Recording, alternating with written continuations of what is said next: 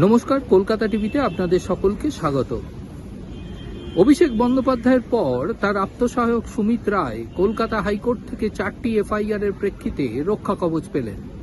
10ই September পর্যন্ত তার এই রক্ষা কবচ বহাল থাকবে জানিয়ে দিলেন বিচারপতি সৌগত ভট্টাচার্য। 4টি এফআইআর এর খারিজকে চ্যালেঞ্জ জানিয়ে কলকাতা হাইকোর্টে আবেদন জানিয়েছেন সুমিত রায়। তার দাবি, এই 4টি এফআইআর খারিজের নির্দেশ দিক কলকাতা হাইকোর্ট।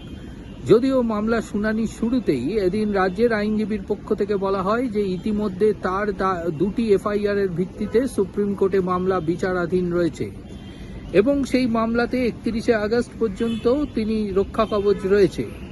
যদিও ইতিমধ্যে তার ব্যাংক অ্যাকাউন্টে 20 কোটি টাকা জমা পড়েছে বলে রাজ্যের আইনজীবীর পক্ষ থেকে জানানো হয়।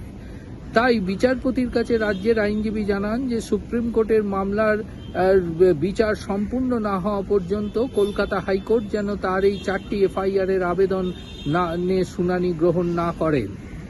যদিও সুমিত রায়ের আইনজীবী দাবি করেন যে সুপ্রিম কোর্টে যে 2টি মামলা বিচারাধীন রয়েছে তারপরেও রাজ্য সরকারের পক্ষ থেকে 4টি এফআইআর করা হয়েছে এবং সুপ্রিম কোর্টের নির্দেশে তিনি প্রতিনিয়ত তদন্তকারী অফিসারের কাছে তদন্তের সহযোগিতার জন্য হাজিরা দিচ্ছেন বলে আদালতকে জানান।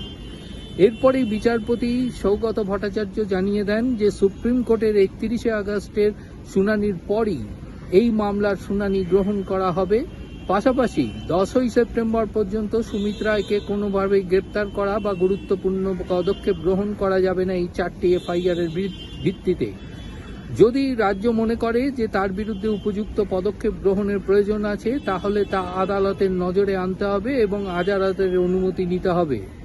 পাশাপাশি ডায়মন্ড হারবার পুলিশ সুপারকে নির্দেশ দিয়েছে কলকাতা হাইকোর্ট যে ডায়মন্ড হারবার পুলিশ প্রশাসনকে তার বিরুদ্ধে সুমিত রায়ের বিরুদ্ধে মোট কটাই এফআইআর দায়ের হয়েছে তার রিপোর্ট কলকাতা হাইকোর্টে জমা করতে হবে।